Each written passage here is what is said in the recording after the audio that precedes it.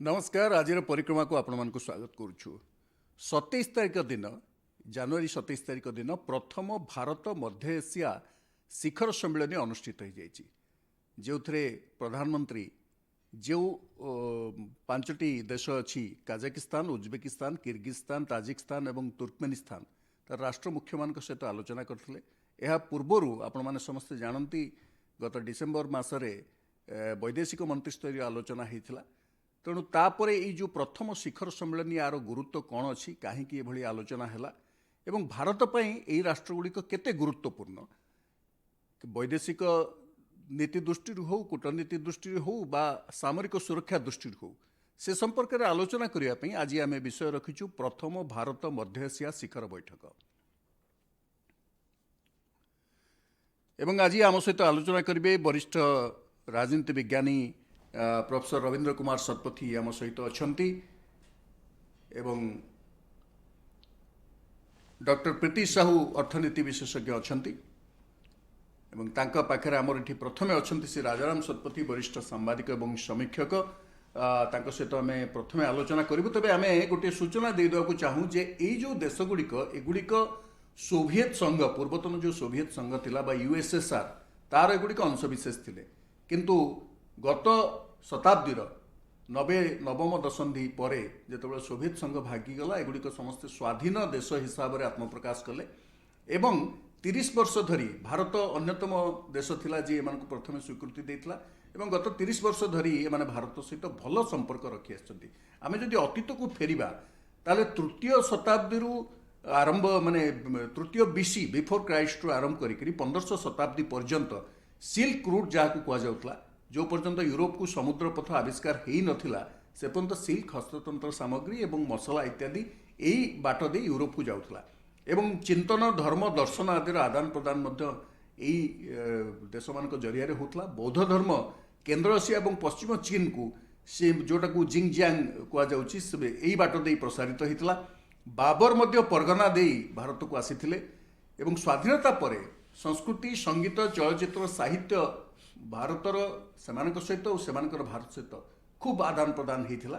तेणु एमान सहित आमर घनिष्ठ संपर्क रही किंतु आज ये जो शिखर सम्मेलन होती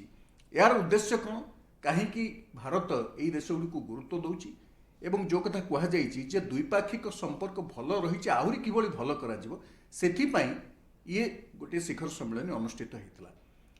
आम राजाराम बाबू को पचारू राजाराम बाबू ये जो पांचटी देश ये पांचटी देश कहीं केते गुरु कहना एगुड़िक सब होती लैंड लॉक्ड बा माने चारिपटे केवल भू भाग रही तेणु या सहित संपर्क बढ़ाइबार कारण कड़े गोटे छोट छोट देश गुरुत्व यार कौन प्रथम कथा आप पचारे जे सहित संपर्क बढ़ाइबार कारण कौन देखो गोटे देश आ गोटे देश सहित जेकोसी संपर्क भी स्थापन करूँ वाणिज्यिक संपर्क हो सामाजिक संपर्क हो राजनीतिक संपर्क हो से उभय देशर स्वार्थ निहित थाए जो देशर अन्य देश सहित आपणकर स्वार्थ देश सहित थाईपे तांकर स्वार्थ यदि आपण सहित बेसी ना ताले से आग्रह देखिए आप सहित बेसी संपर्क स्थापन करने भारत प्रकृत में ये जो पांचटी देश कथा आप कहते पांचटी देशर समुद्र पथ सहित किसी संपर्क ना समुद्र कौटी ना यार चारिपाख जगह आप देखिए रशिया अच्छी चाइना अच्छी ईरान अच्छी अफगानिस्तान अच्छी एमती सब घेरिकी रही आम सीमार जदि आप देखिए ये जो पांचटी जाक राज्य मध्य एशियार पांचटी जाक राष्ट्र दूरत्व माने सत एमती डाकिले शुभ एमतिया किंतु विडंबना ये आजिकार कथा नुहे वर्ष वर्ष धरी आम देखी आसुचु आप जहाँ कि समय आगुरी कहते अतीत यही प्रकार सिल्क रूट थिला एमती संपर्क थिला ये सब इतिहास पलटि गलानी एबे आम से देश गुड़ा को पशिया भी बाट आम पाखे ना भारत बर्तमान जदि चाहब भी से देश को सीधा सड़क जावाई बाट कौटी आम ना फल कौन हो देखो आम ये आम सीमा को बेसी दूर नथिबा कौन देश सहित चाहिए भी जापरूँ आमर से दुई तीन टी असुविधा हो प्रथम कथा भारत गोटे एत बड़ देश अतीत आमर सहित वाणिज्यिक संपर्क थिला से ही बाट देकर आम रशिया ठू यूएसएसआर ठू आरंभ करी उत्तर यूरोप उत्तर यूरोप पर्यंत आम जाकरी व्यवसाय वाणिज्य करूँ एबे आ मोटे जापरनु से आमर स्वार्थ हानि होची आम व्यवसाय बढ़ी पारुनी द्वितीय कथा होची आमर होची सुरक्षा प्रसंग बड़ प्रॉब्लम होची कौन सुरक्षा प्रसंग बड़ प्रॉब्लम होची आपण देखिए अफगानिस्तान आम गोटे समय भावुलु जहाँ किछि वर्ष दीर्घ वर्ष पर अंततः से देश में गणतंत्र स्थापन है एवं ताहा आम तादू से बाट देकर अंततः किसी करें बोली किंतु विड़ंबना आपड़ देखु गला 2021 अगस्ट तालिबान मैंने पुणी क्षमता को मारी बसले जहाँफल कि से पाकिस्तान बेसी संपर्क सहित रहा तेणु आम आठ पशिया बड़ असंभव हो पड़ा एमती परिस्थिति आम कौन करवा आम कौन छाड़दे कौन से देश के छाड़ी पारबनी पुणी भारत भाया देश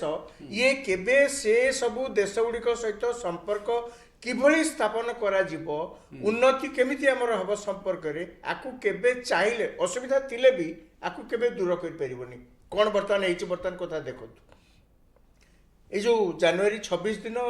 ए पांचटी जाक देशर मुख्य सेमान को निमंत्रण अणानुष्ठानिक भागे प्रथम कराइतला सेमान आसीतांते हमर गणतंत्र दिवस हां ए जो जनवरी 26 तारिख कोविड दृष्टि सेटा आसी अच्छा कोविड पे सेटा को जाओ लास्ट मिनिट तक बातिल कर दिया गला द्वितीय कथा होची ये होची गोटे तृतीय फेज र कथा जो शिखर बैठक कथा हम आलोचना करते एटा होची थर्ड फेज कथा फर्स्ट फेज कौन हेतला ना प्रथमे हमर अजित डोभाल जे सिक्युरिटी नेशनल सिक्युरिटी एडवाइजर अछंती सी पांचटी देशर तांकर जे काउंटर पार्ट्स अछंती तांको सहित आगे जून मासरे कथा हेतिला तापरे वैदेशिक मंत्री स्तर रे मध्य कथा हेतिले तृतीय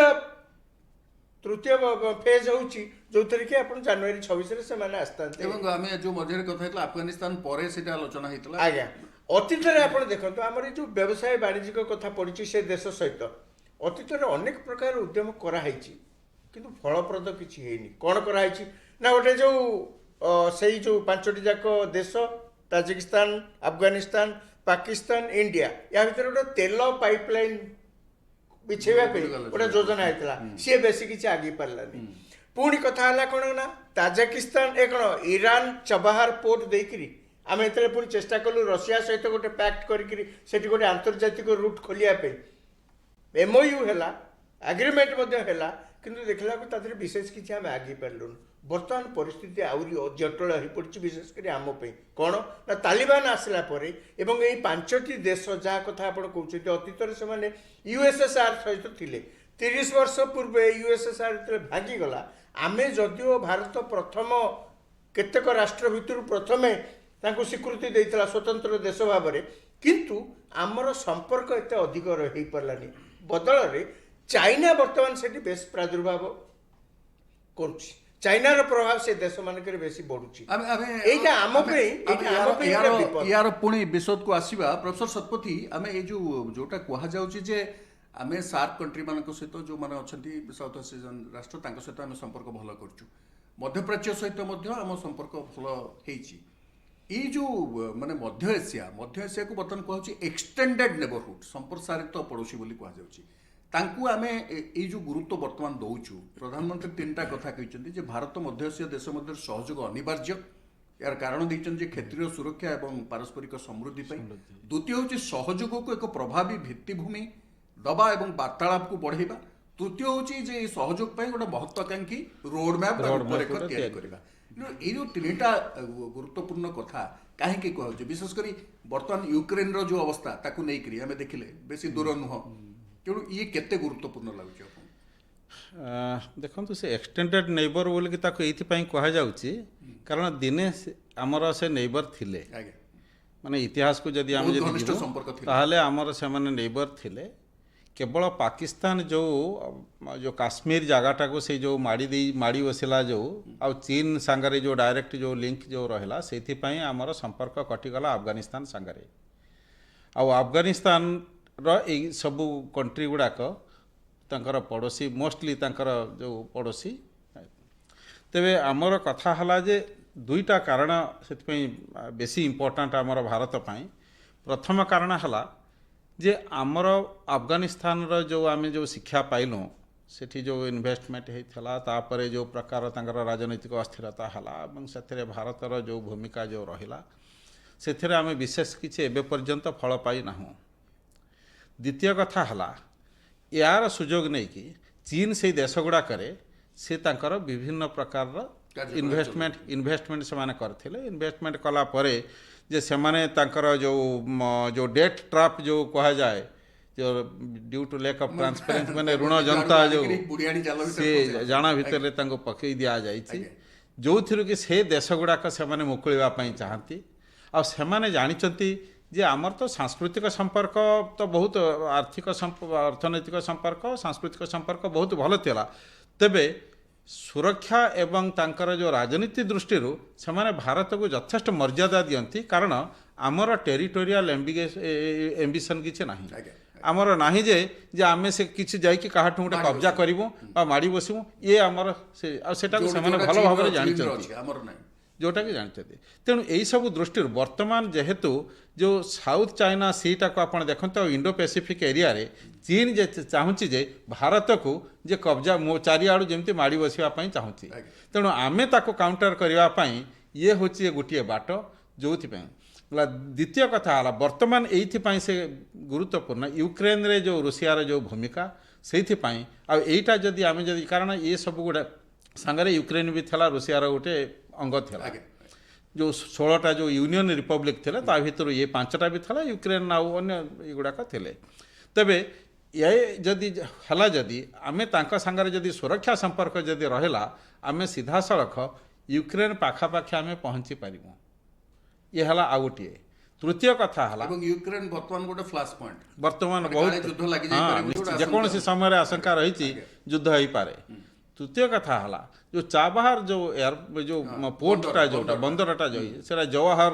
ବନ୍ଦର ବୋଲିକି ତାକୁ ଦିନେ ତାକୁ ଦିଆହେଇଥିଲା, ତାର ନାଁ ଦିଆହେଇଥିଲା। ସେଇ ବାଟରେ ସେମାନେ ଯେହେତୁ ଲ୍ୟାଣ୍ଡଲକ୍ଡ ସେଇ ଷ୍ଟେଟ୍ ଗୁଡ଼ାକ, ତେଣୁ ସେଇ ବାଟ ଦେଇକି ଆଫଗାନିସ୍ତାନ ସହ କେମିତି ସମ୍ପର୍କ ରହିବ ଯେଉଁଟା ହେଇଥିଲା ଇଣ୍ଟରନ୍ୟାସନାଲ ନର୍ଥ ସାଉଥ ଟ୍ରାନ୍ସପୋର୍ଟ ହେଇଥିଲା ତାର ହେଇଥିଲା ଚୁକ୍ତିରେ ଭାରତ ମଧ୍ୟ ସ୍ୱାକ୍ଷର କରିଛି। ତାପରେ ଆଉ ଗୋଟିଏ ଗୁରୁତ୍ୱପୂର୍ଣ୍ଣ ଜିନିଷ ହେଲା ଯେ ବର୍ତ୍ତମାନ ଆଫଗାନିସ୍ତାନର ଯେଉଁ ଅବସ୍ଥା ବର୍ତ୍ତମାନ ତାକୁ ଯଦି ଆମେ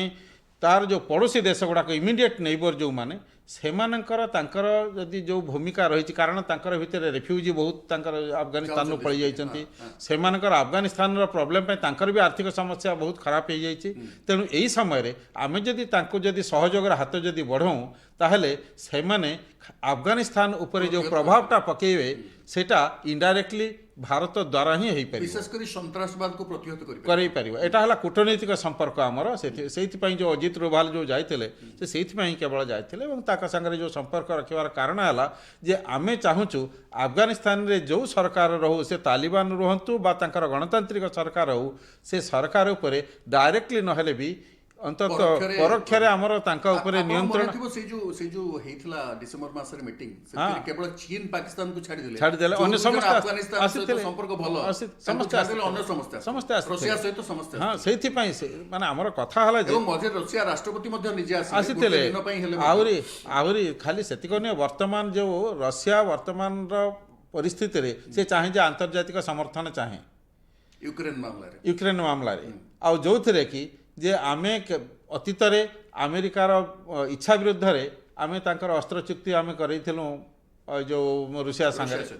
ଯେ ଯେଉଁଟାକି ଯେ ରୁଷିଆ ଭାବିଲା ଯେ ଇଏ ଆମର ସବୁଦିନର ସାଙ୍ଗ, କାରଣ ଆମେ ତ 20 ବର୍ଷର ଯେଉଁ ଚୁକ୍ତି ହେଇଥିଲା 1971 ମସିହାରେ, ତାପରେ 1970 ମସିହା, ତାପରେ ଯେଉଁ ଚୁକ୍ତି ଆମର ହେଇଥିଲା ସେଇ ଦୃଷ୍ଟିରୁ ଆମେରିକାକୁ ରୁଷିଆ ସବୁବେଳେ ଜାଣିଛି ଯେ ଯାହା ବି ହେଉନା କାହିଁକି ଭାରତର ଆମର ସମ୍ପର୍କ ନିଶ୍ଚିତ ଭାବରେ ଭଲ ରହିବ। ତେଣୁ ଏହିସବୁ ଯଦି ଆମେ ଯଦି ରିଜିଓନାଲ ଆରେଞ୍ଜମେଣ୍ଟଟାକୁ ଦେଖିବା ସେଇଥିରେ ଭାରତର ଭୂମିକା ଯଥେଷ୍ଟ ଗୁରୁତ୍ୱ ରହିଛି। ଆଉ ଏଇ 5ଟା ଦେଶକୁ ଯଦି ଆମେ ଯଦି ତାଙ୍କ ସାଙ୍ଗରେ ଭଲ ସମ୍ପର୍କ ଯଦି ରଖିପାରିଲୁ ତାହେଲେ ଆମେ ଏକା ସାଙ୍ଗରେ ପାକିସ୍ତାନ, ଚୀନ, ଆମେ ଆଫଗାନିସ୍ତାନ ତାକୁ ଆମେ ଠିକ୍ ଭାବରେ ମୁକାବିଲା କରିପାରିବୁ ଏବଂ ଆମର ଯେଉଁ ଭାରତ ସାଙ୍ଗରେ ଯେଉଁ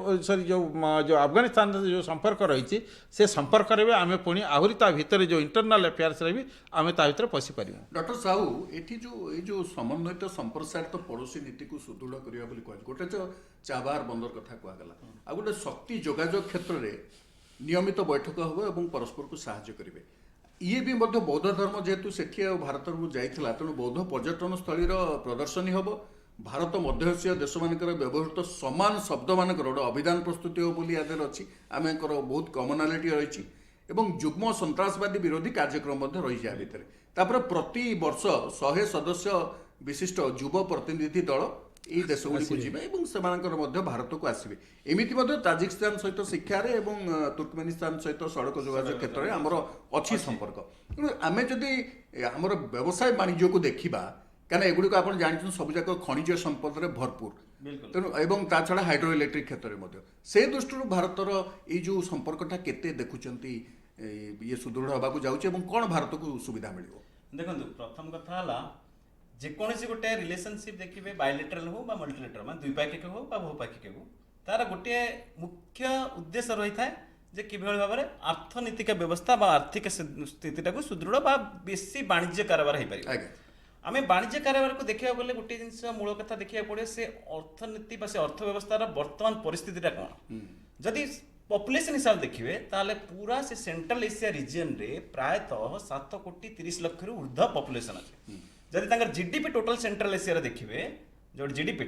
ଜିଡିପି ପ୍ରାୟତଃ $1 ଟ୍ରିଲିୟନ୍ ପର୍ଚେଜିଂ ପାୱାର ପ୍ୟାରିଟି ଟର୍ମରେ ଅଛି, ଯୋଉଟା କି ନୋମିନାଲ ଟର୍ମରେ $300 ବିଲିୟନ। ଏବଂ କାଜାକସ୍ତାନ ବୋଧହୁଏ ବିଶ୍ୱର 19ତମ ସର୍ବାଧିକ ଲୋକସଂଖ୍ୟା ଥିବା ରାଷ୍ଟ୍ର।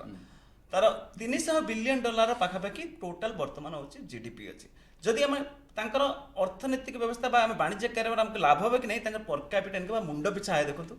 ସେଇ କଣ୍ଟ୍ରି ଗୁଡ଼ାକର ମୁଣ୍ଡ ପିଛା ଆୟ ବା ଲୋକମାନଙ୍କର ଆଭରେଜ ମୁଣ୍ଡ ପିଛା ଆୟ ହେଲା $4,000 ଉର୍ଦ୍ଧ୍ୱ। ତାର ଅର୍ଥ ହେଲା ଭାରତର ଆଭରେଜ ଇନକମ୍ ଠାରୁ ମଧ୍ୟ ଅଧିକ। ବର୍ତ୍ତମାନ ସେଟା ଯୋଉଟା ଷ୍ଟେଟ୍ ଓନ୍ଡ କଣ୍ଟ୍ରୋଲ ଥିଲା, ବର୍ତ୍ତମାନ ଷ୍ଟେଟ୍ ଓନ୍ଡ କଣ୍ଟ୍ରୋଲ ନାହିଁ, ଧୀରେ ଧୀରେ ବିଲକୁଲ ଥିଲା, ଧୀରେ ଧୀରେ ବର୍ତ୍ତମାନ ସେଟା ମାର୍କେଟ ଓରିଏଣ୍ଟେଡ୍ ଇକୋନୋମି ଉପରକୁ ଆରମ୍ଭ କଲେଣି। ମାର୍କେଟ ଓରିଏଣ୍ଟେଡ୍ ଇକୋନୋମି ଯେତେବେଳେ ଆରମ୍ଭ କଲେଣି, ତାଙ୍କର ସେଠି ବହୁତ ମାନେ ସମୟ ସମୟରେ ଦେଖିବେ ସେ ଷ୍ଟ୍ରକ୍ଚରାଲ ରିଫର୍ମସ ବହୁତ ଆରମ୍ଭ କଲେ। ଆଉ ଯେଉଁ କହୁଥିଲେ ବର୍ତ୍ତମାନ ଏନର୍ଜି ସିକ୍ୟୁରିଟି କଥା, ଏନର୍ଜି ସିକ୍ୟୁରିଟି ବା ଏନର୍ଜିରେ ଆମେ ମଧ୍ୟ କାଜାକିସ୍ତାନ ସହିତ ଏନର୍ଜି ସିକ୍ୟୁରିଟିରେ ବହୁତ ଭାବରେ ଭଲ ଭାବରେ ସମ୍ପର୍କ ଅଛି, ଆଉ ଏଜୁକେସନ ଶିକ୍ଷା କ୍ଷେତ୍ରରେ ବି କରିଛୁ। ତୃତୀୟ କଥା ହେଲା ଦେଖନ୍ତୁ, ଯେତେବେଳେ ଆମେ ଇଣ୍ଡିଆ ଆଉ ଏଇ ମାନେ ମଧ୍ୟ ଏସିଆ କଣ୍ଟ୍ରି ବିଷୟରେ ଆଲୋଚନା କରୁଛନ୍ତି, ପ୍ରକୃତରେ କହିବାକୁ ଗଲେ ଆମର ଯଦି ଆଜି ଭଲ ରିଲେସନ ଅଛି ବା ଭଲ ବାଣିଜ୍ୟିକ କାରବାର ଅଛି, ତାହେଲେ ଇଣ୍ଡିଆ ଉଜବେକିସ୍ତାନ ମଧ୍ୟରେ ଅଛି। ଇଣ୍ଡିଆ ଓ ଉଜବେକିସ୍ତାନ ସେମାନଙ୍କ ମଧ୍ୟରେ ମଧ୍ୟ ବର୍ତ୍ତମାନ ଡିସେମ୍ବର ମାସରେ ଦେଖିବେ ଯେ 9ଟି ଚୁକ୍ତି ଛୋଟ ମୋଟ ସାଇନ୍ ହେଇଥିଲା। ତା ଭିତରେ ଆମର ଫାର୍ମାସିଟିକାଲ ପାଖରୁ ଆରମ୍ଭ କରି ଇଲେକ୍ଟ୍ରିସିଟି ବହୁତ ଜିନିଷ 9ଟି ଚୁକ୍ତି ସାଇନ୍ ହେଇଥିଲା। ଏବଂ ଭାରତ ମଧ୍ୟ ତାଙ୍କ ସହିତ ଭଲ ସମ୍ପର୍କ ରଖିବା ପାଇଁ ବର୍ତ୍ତମାନ ଇଣ୍ଡିଆ ଉଜବେକିସ୍ତାନ ମଧ୍ୟରେ ଗୋଟେ ବାୟୋଲେଟରାଲ ଟ୍ରେଡ୍ ଆଗ୍ରିମେଣ୍ଟ କରିବା ପାଇଁ ଚିନ୍ତା କରୁଛି, ଯୋଉଟା କି ଫ୍ରି ଟ୍ରେଡ୍ ଆଗ୍ରିମେଣ୍ଟ କହୁଛନ୍ତି। ଫ୍ରି ଟ୍ରେଡ୍ ଆଗ୍ରିମେଣ୍ଟ ପାଇଁ ସେ ଗୋଟେ ପ୍ଲାନ୍ ମାନେ ଫ୍ରି ଟ୍ରେଡ୍ ଆଗ୍ରିମେଣ୍ଟ ପାଇଁ ପ୍ଲାନ୍ ହେଉଛି, ଯୋଉଟା ମୁକ୍ତ ବାଣିଜ୍ୟ କାରବାର ପାଇଁ। ତା ପୂର୍ବରୁ ମଧ୍ୟ ସେମାନେ ଗୋଟେ ପ୍ରିଫରେନ୍ସିଆଲ ଟ୍ରେଡ୍ ଆଗ୍ରିମେଣ୍ଟ ହିସାବରେ ଯୋଉଟା ପ୍ରିଫରେନ୍ସିଆଲ ଦିଏ ଭାରତକୁ, ସେମାନେ ମଧ୍ୟ କିଛି କିଛି କ୍ଷେତ୍ରରେ କିଛି ପ୍ରଡକ୍ଟ ସେମାନେ କମ୍ ଯୋଉଟା ଆମ ଟ୍ୟାରିଫରେ ଭାରତକୁ ମଧ୍ୟ ଏକ୍ସପୋର୍ଟ କରୁଛନ୍ତି। ତାମାନେ ଅର୍ଥ ହେଲା ଆମର ରିଲେସନସିପ୍ ଏତେ ଖରାପ ନଥିଲା, ବହୁତ ଭଲ ଗୋଟିଏ ପ୍ରକାର ସୁଦୃଢ଼ ଥିଲା। କିନ୍ତୁ ବର୍ତ୍ତମାନ କ'ଣ ହେଇଛି, ବର୍ତ୍ତମାନ ପରିସ୍ଥିତିରେ ଦେଖିବେ ଯଦି ଯୋଉଟା BRI କଥା, ବେଲ୍ଟ ରୋଡ୍ ଇନିସିଏଟିଭ୍ 130 କଣ୍ଟ୍ରି କି ନେଇ ଯୋଉଟା ଚାଇନା ଯୋଉଟା ଲମ୍ବେଇ ଚାଲିଛି, ତା ଭିତରେ ଚାଇନାର ବହୁତ ବଡ଼ ହସ୍ତକ୍ଷେପ ହେଇଯାଇଛି, ଯୋଉଥିପାଇଁ ଭାରତର ଟିକେ ହସ୍ତକ୍ଷେପ କରିବା ଦରକାର। ଏବଂ ଚାଇନା ଏଇଥିପାଇଁ ଆଗ୍ରେସିଭଲି କରୁଛି କାରଣ USA, ଆମେରିକା ଏବଂ ରଷିଆ ଦୁଇଟି ଯାକ କଣ୍ଟ୍ରି ବର୍ତ୍ତମାନ ସେଠି ମଧ୍ୟ ତାହାର ସେଠି ବିସ୍ତାର କରିବା ପାଇଁ ସେମାନେ ମଧ୍ୟ ଚେଷ୍ଟା କରୁଛନ୍ତି। ତେଣୁକରି BRI ସେ ରିଲେସନ୍ ଅଛି। ବର୍ତ୍ତମାନ ସେ ଯେଉଁ ମିଡିଲ୍ ଇଷ୍ଟ କଣ୍ଟ୍ରି ଆମର ସେଣ୍ଟ୍ରାଲ ଏସିଆ କଣ୍ଟ୍ରି ଭିତରେ ଆଉ ଗୋଟେ ଟ୍ରେଡ୍ ଆଗ୍ରିମେଣ୍ଟ ଯୋଉଟା ଫ୍ରି ଟ୍ରେଡ୍ ପାଇଁ ଭାରତ ବର୍ତ୍ତମାନ ଯୋଜନା କରୁଛି। ୟୁରୋସିଆନ୍ ଇକୋନୋମିକ୍ ୟୁନିୟନ୍ ଯୋଉଟା ଅଛି, ୟୁରୋସିଆନ୍ ଇକୋନୋମିକ୍ ୟୁନିୟନ୍ ଆପଣ ଦେଖିବେ ବେସିକାଲି ସେ ଯେଉଁ ରଷିଆର ଯେଉଁ କଣ୍ଟ୍ରି ଗୁଡ଼ା ଥିଲା, ସେ ପୋଷ୍ଟ ଯେଉଁ ଡିଭିଜନ ହେଇଗଲା, ତାଙ୍କ ଭିତରେ ଯେଉଁ ଛୋଟ କରିଛି, ତା ସହିତ ଗୋଟେ ଫ୍ରି ଟ୍ରେଡ୍ ଆଗ୍ରିମେଣ୍ଟ ପାଇଁ ବର୍ତ୍ତମାନ ବାଣିଜ୍ୟିକ ଚୁକ୍ତି ପାଇଁ ଭାରତ ମଧ୍ୟ ଚେଷ୍ଟା କରୁଛି, ଟକ୍ରେ ଅଛି, ଯୋଉଟାକି ରଷିଆ ମଧ୍ୟ ସମର୍ଥନ କରୁଛି। ଆମେ ମଝିରେ ସାଇବେରିଆ ଅଞ୍ଚଳରେ ଇନଭେଷ୍ଟମେଣ୍ଟ କରିବା ପାଇଁ ଯାଇଥିଲେ, ଆମର ସେଠି ଭୂମିକା ରହିଛି। ତେଣୁ ଏଗୁଡ଼ିକ ମଧ୍ୟ ଯେହେତୁ ତା ଆଖପାଖର, ଇଏ ମଧ୍ୟ ସେଠି ହେଲେ ଭାରତର ଗୋଟେ ଆସିବ, ସେଠି ଷ୍ଟ୍ରଙ୍ଗ ଇନିସିଏଟିଭ୍ ରହିବ ଏବଂ ନିଶ୍ଚିତ ଭାବରେ ତାର ଭୂମିକା ବି ରହିବ ଭାରତର ଭୂମିକା ନିଶ୍ଚିତ ରହିବ। ମୁଁ ସେଇ କିନ୍ତୁ ଆପଣ ଯେଉଁ କଥା କହିଲେ, ତାଙ୍କର ଯଦି ଜିଡିପି ଏତେ ଅଧିକା, ସେମାନେ ଯଦି ଏତେ ଭଲ ତାଙ୍କର ଆୟ କରୁଛନ୍ତି, ତାହେଲେ ସେମାନେ ଭାରତ ଉପରେ କାହିଁକି ନିର୍ଭରଶୀଳ ହେବେ? କ'ଣ ପାଇଁ ଭାରତ ଉପରେ ନିର୍ଭରଶୀଳ ନାହିଁ? ବର୍ତ୍ତମାନ ଏଇ ସମୟଟା ହେଲା ସମସ୍ତେ ନିଜର ପାୱାର ଦେଖେ କିଏ କାହା ସହିତ ଭଲ ସମ୍ପର୍କ ରଖିବେ। ଚାଇନା ବର୍ତ୍ତମାନ ପଶିଯାଇଛି, ଚାଇନା ତାଙ୍କ ସହିତ ସବୁ ଭଲ ଭାବରେ ବାଣିଜ୍ୟ କାରବାର କରୁଛି, ୟୁଏସଏ ଏବଂ ରଷିଆ ମଧ୍ୟ କଲେଣି। ଭାରତ ସହିତ ସମ୍ପର୍କଟା ଏଇଥିପାଇଁ ରଖିବ, ଭାରତ ବି ରଖିବାକୁ ଚାହୁଁଛି। ବର୍ତ୍ତମାନ କାଲି ଦେଖନ୍ତୁ ବ୍ରହ୍ମୋସ ବି ଆମର ଫିଲିପାଇନ୍ସ ମଧ୍ୟ ନେଲାଣି। ତେଣୁ ମାନେ ଆମେ ବି ତାଙ୍କୁ ଭଲ ଏକ୍ସପୋର୍ଟ କରିପାରିବା, ସେମାନେ ଆମର ଉପରେ ଟେକ୍ନୋଲୋଜି ଉପରେ ଡିପେଣ୍ଡ କରିପାରିବେ। ଯେହେତୁ ବର୍ତ୍ତମାନ ଆମେ ମେକ୍ ଇନ୍ ଇଣ୍ଡିଆରେ ନିଜେ ମଧ୍ୟ ଉତ୍ପାଦନ କଲେଣି, ନିଜେ ମଧ୍ୟ ଉତ୍ପାଦନ କଲେଣି। ଆଉ ଗୋଟେ ଛୋଟିଆ କଥା ଖାଲି କହିଦେଉଛି ଯେ ଯେତେବେଳେ ବର୍ତ୍ତମାନ କ'ଣ ହେଲା ନା ଏଇ ଆମର ଶିଖର ପୂର୍ବରୁ 27 ତାରିଖ ପୂର୍ବରୁ ଆପଣ ଯଦି ଧ୍ୟାନ ରଖିଥିବେ 25 ତାରିଖ ଦିନ ମଧ୍ୟ ଚାଇନିଜ ପ୍ରେସିଡେଣ୍ଟ ଜିନ୍ ଜିନପିଙ୍ଗ ତାଙ୍କ ସହିତ ଆଉ ଗୋଟେ ମଧ୍ୟ ସେମାନଙ୍କ ହେଡ୍ ସହିତ ଗୋଟେ ମିଟିଂ କରିଥିଲେ। ସେଇଟା ସେ କେମିତି ଭାବରେ ତାକୁ ଇଏ କରେ 25 ତାରିଖ ଦିନ ଗୋଟେ ମିଟିଂ ତା ଭିତରେ ମଧ୍ୟ ହେଇଛି। ତାର ଅର୍ଥ ହେଲା ଆମେ ଗୋଟେ ଦେଖନ୍ତୁ ଆମେ ହେଲା ବର୍ତ୍ତମାନ ଗୋଟେ ଏଭଳି କଣ୍ଡିସନରେ ଅଛନ୍ତି ଯେ ଆମକୁ ବାୟୋଲେଟରାଲ ବା ମଲ୍ଟିଲେଟରାଲ ବା ଯୋଉଟା ଦ୍ୱିପାକ୍ଷିକ ବା ବହୁପାକ୍ଷିକ ହିସାବରେ ବିଭିନ୍ନ ପ୍ରକାର ଚୁକ୍ତି ସ୍ୱାକ୍ଷର କରିବାକୁ ପଡ଼ିବ। ଆଉ ଚୁକ୍ତିଟାକୁ ଏଭଳି ସ୍ୱାକ୍ଷର କରିବାକୁ ପଡ଼ିବ ଯୋଉଥିରେ କି ଭାରତ ସମସ୍ତେ ଚାହାନ୍ତି ନିଜର ଆମର ଯୋଉ ଭିତ୍ତିଭୂମିଟି ହେଇଥିଲା, ଯୋଉଟା ଜାତୀୟ ସୁରକ୍ଷା ପରାମର୍ଶଦାତା କରିଥିଲେ, ବୈଦେଶିକ ମନ୍ତ୍ରୀ ସ୍ତରୀୟ ହେଇଥିଲା, ବର୍ତ୍ତମାନ ଶିଖର ବୈଠକ ପରେ ସେ ଆଉ ଗୋଟିଏ ନୂଆ ରୂପରେଖ ନବା ପାଇଁ ଯାଉଛି। ତାପରେ ମଧ୍ୟ ସେଇ ମିଟିଂରେ ସେମାନେ ମଧ୍ୟ ଆଗ୍ରି କରିଛନ୍ତି ଆଗାମୀ ଦିନରେ ପ୍ରତ୍ୟେକ ବର୍ଷ ଆମେ ମଧ୍ୟ ଏଇ ମିଟିଂ ଏବଂ ଗୁଡ଼ିଏ ସବ୍ କମିଟି ମଧ୍ୟ ଗଢ଼ାଉଛି। ଶତପଥୀ ସେମାନେ ଯୋଉ କଥା କହିଲେ ପ୍ରଧାନମନ୍ତ୍ରୀଙ୍କର ଆଡ୍ରେସ୍ ପରେ, ସେଥିରେ ଗୋଟେ ହଉଛି ସମନ୍ୱିତ କାର୍ଯ୍ୟପନ୍ଥା ଗୋଟେ କରିବା ପାଇଁ ଯୋଉଥିରେ ରାଜି ହେଇଛନ୍ତି, ଯୋଉଟା ମାନେ ଜଏଣ୍ଟ ଡିକ୍ଲାରେସନ ହେଇଛି। ପ୍ରାକୃତିକ ସମ୍ପଦ ଏବଂ ବୌଦ୍ଧିକ ସମ୍ବଳରେ ଭରପୁର ବୋଲି ସେମାନେ ନିଜେ କହିଛନ୍ତି ଏବଂ ପାରସ୍ପରିକ ହିତକାରୀ ସମ୍ପର୍କ ବଢ଼ାଇବା ପାଇଁ ଚାହିଁଛନ୍ତି, ଯୋଉଟା ବେନିଫିସିଆଲ ହେବ। ରାଜନୈତିକ ଅର୍ଥନୈତିକ ସମ୍ପର୍କରେ ବୃଦ୍ଧି ପାଇଁ ମଧ୍ୟ ସେମାନେ ରାଜି ହେଇଛନ୍ତି ଏବଂ ତାଙ୍କର ଗୋଟେ ବଡ଼ ସେମାନେ ଆପ୍ରିସିଏଟ୍ କରିଛନ୍ତି ଯେ ଭାରତର ଗଠନମୂଳକ ଓ ସନ୍ତୁଳିତ ବୈଦେଶିକ ନୀତି ଅର୍ଥାତ୍ ବାଲାନ୍ସଡ ଫରେନ୍ ଯେଉଁ ଆମର ପଲିସି ରହିଛି ସେଟାକୁ ସେମାନେ ଗ୍ରହଣ କରିଛନ୍ତି। ଏବଂ ଯେଉଁ କଥା ଆପଣ ଉଜବେକିସ୍ତାନ କଥା କହୁଥିଲେ, ତାର ରାଷ୍ଟ୍ରପତି କହିଲେ ଯେ ଭାରତ ଏକ ବିଶ୍ୱସ୍ତ ସାମରିକ ସହଭାଗୀ। ଆମେ ଆପଣ ଯୋଉଟା କହିଲେ ଆମର ମାଡ଼ି ବସିବାର ନାହିଁ ବା ଆମର ବିସ୍ତାରବାଦୀ ଆମର ଇଚ୍ଛା ନାହିଁ, ଆଉ ଏମିତି ବି ଆମର ସାଂସ୍କୃତିକ ପାରମ୍ପରିକ ଆଧ୍ୟାତ୍ମିକ ସମାନତା ଇତିହାସ ରହିଛି। ତେଣୁ ସେ ଦୃଷ୍ଟିରୁ এটা কেবল অর্থনীতি নুহ, সামরিক দৃষ্টিରୁ କେତେ ଗୁରୁତ୍ୱପୂର୍ଣ୍ଣ ହେବ ବୋଲି ଆପଣ? ସାମରିକ ଦୃଷ୍ଟିରୁ ସେଥିପାଇଁ କାରଣ ବିଶେଷତଃ ଦୁଇଟା ସାମରିକ ଇଏରେ ଦୁଇଟା କାରଣ ଗୋଟେ ହେଲା ସନ୍ତ୍ରାସବାଦ, ଗୋଟେ ଦିଗ ତାର, ଆଉ ଗୋଟେ ଦିଗ ହେଲା ଯେ ଆମର ଭାରତର ବର୍ତ୍ତମାନ ଗୋଟିଏ ବଡ଼ ଇଏ ହେଉଛି କେମିତି ଆମେ ଗୋଟେ ଆଞ୍ଚଳିକ ଶକ୍ତି ତ ହିସାବରେ ଆମେ ବର୍ତ୍ତମାନ ସହିତ ତେବେ ଆମେ ବିଶ୍ୱଶକ୍ତି ଭାବରେ କେମିତି ଆମେ ବାହାରିବୁ ଯେ ସେଇଟା ଆମର ଭାରତର ବର୍ତ୍ତମାନ ବଡ଼ ଚିନ୍ତା। ଆଉ ଯେ ସେଇଥିପାଇଁ ଯେ ଏଇ ଯେଉଁ ଆଞ୍ଚଳିକ ସମ୍ପର୍କ ଆପଣ ଦେଖନ୍ତୁ ଯେ ଏପଟରେ ଆମର ଯେ କଥା ହେଇଛି ଯେଉଁ ସାଉଥ୍ ଚାଇନା ସିରେ ଏଇଟା ଆମର କ୍ୱାଡ୍ ଆରିକା କରିସାରିଛୁ।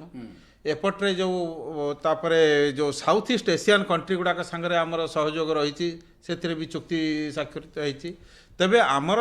ଏଇପଟରେ ଯେଉଁ central Asia, actually central Asia କହିଲେ ଏ 5ଟା ଦେଶ ଖାଲି ନୁହେଁ, ଅନ୍ୟ ଦେଶ ଗୁଡ଼ାକ ବି ରହିଛି ତା ସାଙ୍ଗରେ। ତେବେ ଆମେ ଏଇଟାକୁ 5ଟା ଦେଶଟାକୁ ଆମେ ନେଉଛୁ କାରଣ ଯେହେତୁ ଶିଖର ସମ୍ମିଳନୀ ହେଇଥିଲା ଏବଂ ଏଥିପାଇଁ ଭାରତର ଭୂମିକା ସେଠି ରହିଛି, ସେଇଥିପାଇଁ ଆମେ ତାକୁ ନେଉଛୁ। ତା ବ୍ୟତୀତ ବି ଆପଣ ଦେଖନ୍ତୁ ୱେଷ୍ଟର୍ଣ୍ଣ ଯେଉଁ 2015 ମସିହାରେ ମୋଦି ପ୍ରାୟ ସବୁ ଏ 5ଟା ଦେଶ ନୁହେଁ, ପ୍ରାୟ ଅଧିକାଂଶ ଗଲ୍ଫ କଣ୍ଟ୍ରିଜ୍ ଗୁଡ଼ାକୁ ସେମାନେ ଯାଇଥିଲେ ତାଙ୍କ ସାଙ୍ଗରେ ସମ୍ପର୍କ ରଖିକି ଆସିଛନ୍ତି ସେ। ତେଣୁ ତାକୁ ଆଗକୁ ବଢ଼ାଇବା ପାଇଁ ପୁଣି ଏଇ ଯେଉଁ ଆମର ଏ 5ଟା ଦେଶ ସାଙ୍ଗରେ ଆମେ ଯଦି ରାଜନୈତିକ ସମ୍ପର୍କ ଏବଂ ସାମରିକ ସମ୍ପର୍କ ଯଦି ରଖିଲୁ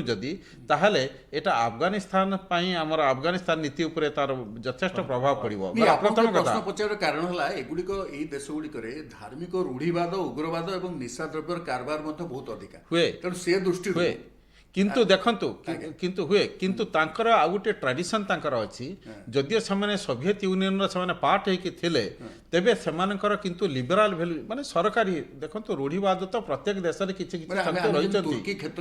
ହଁ, ଦେଖନ୍ତୁ ତୁର୍କୀ କ୍ଷେତ୍ରରେ ଗୋଟିଏ ଅସୁବିଧା ହେଇଛି। ଏର୍ଡୋଗାନ ଆସିବା ପୂର୍ବରୁ ତୁର୍କୀର ଅଲଗା ପ୍ରକାରର ବୈଦେଶିକ ନୀତି ଥିଲା ଏବଂ ସେଇ ଯେଉଁ ନାଟୋର ମେମ୍ବର ହିସାବରେ ତାର ଗୋଟେ ଅଲଗା ପ୍ରକାରର ଭୂମିକା ଥିଲା। ତେଣୁ ବ୍ୟକ୍ତି ଉପରେ ନିର୍ଭର ବି କରେ, କାରଣ ଯିଏ ହେବ ରାଷ୍ଟ୍ରପତି ହେବ କି ପ୍ରଧାନମନ୍ତ୍ରୀ ହେବ ତା ଉପରେ ବି ବହୁତ ନିର୍ଭର କରେ। ଯେମିତି ଇରାନରେ ଆମେ ଦେଖିଛୁ କି ପ୍ରକାର, ସେଇ ପ୍ରକାର ଏଠି ଦେଖିବା ପାଇଁ ଗଲେ ରୂଢ଼ିବାଦୀ ଶକ୍ତି ତ ରହିଛନ୍ତି, ସେମାନେ ମୌଳିକ ଚିନ୍ତାଧାରା ସେମାନଙ୍କର ସେମିତି, କିନ୍ତୁ ଯେଉଁ ତାଙ୍କର ସରକାରୀ ଯେଉଁ ଲିବରାଲାଇଜ୍ ଚିନ୍ତାଧାରା ଯେଉଁ जो ଉଦାରବାଦୀ ଚିନ୍ତାଧାରା ଯୋଉଟା ସେ ଉଦାରବାଦୀ ଚିନ୍ତାଧାରା ପାଇଁ ଭାରତ ସେଠି ପ୍ରବେଶ କରିବାଟା ଯଥେଷ୍ଟ ନିହାତି ଦରକାର। ଆଉ ଖାଲି ସେତିକ ନୁହେଁ, ଆମର ସୁରକ୍ଷା ଦୃଷ୍ଟିରୁ ଆପଣ ଦେଖନ୍ତୁ ପାକିସ୍ତାନ ସବୁବେଳେ ଆମ ପାଇଁ ଗୋଟେ ମୁଣ୍ଡ ବ୍ୟଥାର କାରଣ, କାରଣ ବିଭିନ୍ନ ପ୍ରକାର ସେ ଆଲୋଚନା ପର୍ଯ୍ୟାଲୋଚନା ଡାଇରେକ୍ଟଲି ଇନଡାଇରେକ୍ଟଲି ସେ ଆମର ଆଭ୍ୟନ୍ତରୀଣ ଚିନ୍ତା ଭିତରେ ସେ ହସ୍ତକ୍ଷେପ କରେ। ତେଣୁ ସେଥିପାଇଁ ଆମେ ବର୍ତ୍ତମାନ ଯଦି ପାଞ୍ଚଟା ସେ ପ୍ରଥମରୁ ଆରମ୍ଭ କରିକି ଯଦି ସେ ପାଞ୍ଚଟା ଦେଶ ସାଙ୍ଗରେ ଯଦି ସମ୍ପର୍କ ରହେ, ଆମେ ପାକିସ୍ତାନର ଯେଉଁ ଏଫେକ୍ଟଟାକୁ ଆମେ ତାକୁ ଦ୍ୱିତୀୟ କଥା ଯେଉଁ ଚୀନର ଯେଉଁ ପ୍ରଭାବ ଯେଉଁ ସେ ଦେଶ ଗୁଡ଼ାକରେ ରହିଛି ତାକୁ କମେଇବା। ଦେଖନ୍ତୁ ବର୍ତ୍ତମାନ ଭାରତ ପାଇଁ ସବୁଠାରୁ ବଡ଼ ଚ୍ୟାଲେଞ୍ଜ ହେଲା ଚୀନ, ତାର ଯେଉଁ ବିସ୍ତାରବାଦୀ ଚିନ୍ତାଧାରା ତାକୁ ଯଦି ଆମେ ଯଦି ହଟେଇବା ପାଇଁ ଯଦି ଚାହୁଁ ତାହେଲେ ଆମେ ଯେ ଗୋଟେ ବିନାଇନ ପାୱାର ହିସାବରେ ଆମକୁ ସାରା ବିଶ୍ୱକୁ ଦେଖେଇବା ଦରକାର। ସେଇଥିପାଇଁ ତ ଯେଉଁ କହିଲେ ଯେଉଁ ବିଶ୍ୱସ୍ତ ଭାରତକୁ ସେମାନେ ବିଶ୍ୱସ୍ତ ଶକ୍ତି ସହଯୋଗୀ ବୋଲିକି ସେମାନେ, ତାର କାରଣ ହେଉଛି ସେମାନେ ଜାଣିଛନ୍ତି ଯେ ଭାରତ କୌଣସି ଦିନ କେବେ କାହାର ଜାଗା ମାଡ଼ି ବସି ନାହିଁ ବା କେବେ ବିସ୍ତାରବାଦୀ ଚିନ୍ତା ମାନେ କେବେ ବ୍ୟକ୍ତ ବି କରିନାହିଁ, ଆଭ୍ୟନ୍ତରୀଣ ରାଜନୈତିକ ପରିସ୍ଥିତିରେ ମଧ୍ୟ ମୁଣ୍ଡ ପୁରେଇ ନାହିଁ। ରାଜାରାମ ବାବୁ, ଏଇ ଜାଗାଟାକୁ କୁହାଯାଉଛି Arena of great game,